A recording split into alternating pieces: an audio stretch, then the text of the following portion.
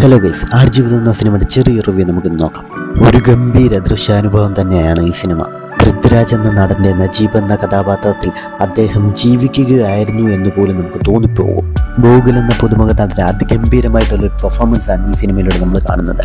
അദ്ദേഹത്തിൻ്റെ കഥാപാത്രം ഹക്കീം എന്ന കഥാപാത്രം ഈ സിനിമയ്ക്കകത്തിൽ പൃഥ്വിരാജിൻ്റെ നജീബ് എന്ന കഥാപാത്രത്തിലൂടെ ജീവിക്കുകയായിരുന്നു എന്ന് പോലും നമുക്ക് തോന്നിപ്പോകും.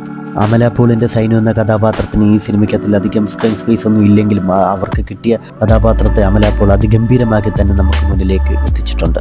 വിഷ്വൽ സൈഡ് പറയുകയാണെങ്കിൽ അതിഗംഭീരമായിട്ട് അവർക്കൊരുക്കാൻ സാധിച്ചിട്ടുണ്ട്. ആദ്യം തൊട്ട് അവസാനം വരെ അതിഗംഭീരമായിട്ട് അവർക്കൊരുക്കാൻ സാധിച്ചിട്ടുണ്ട്.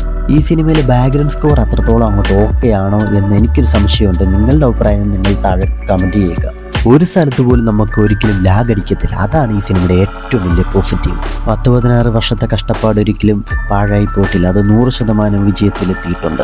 ബ്ലസി എന്ന സംവിധായകൻ്റെ കേരളത്തിലെ ഏറ്റവും മികച്ച സംവിധാനമാണ് ഈ സിനിമ ആടുജീവിതം. ഒരുപാട് അവാർഡുകളും മികച്ച കളക്ഷനും നേടാൻ സാധിക്കുന്ന ഒരു ചിത്രമാണ് ആടുജീവിതം എന്ന് പറഞ്ഞ ഈ ചിത്രം.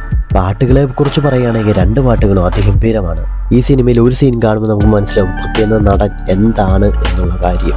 ഒരുപാട് ഇമോഷണൽ രംഗങ്ങളും കാര്യങ്ങളൊക്കെ ഉള്ള ഒരു സിനിമയാണ് ഈ സിനിമ. അതുപോലെ കുടുംബപരമായിട്ടൊക്കെ നമുക്ക് പോയിരുന്ന് കാണാൻ പറ്റുന്ന ഒരു സിനിമയാണ് ആടുജീവിതം എന്ന് പറഞ്ഞ ഈ സിനിമ. അതുപോലെ തിയേറ്ററിൽ പോയിരുന്ന തന്നെ ഈ സിനിമ നിങ്ങളെല്ലാവരും കാണാൻ ശ്രമിക്കുക. അതുപോലെ ഈ വീഡിയോ നിങ്ങൾക്ക് ഇഷ്ടപ്പെടുകയാണെങ്കിൽ നിങ്ങൾ ലൈക്ക് ചെയ്യാനും കമൻറ്റ് ചെയ്യാനും ഷെയർ ചെയ്യാനും മറക്കരുത്.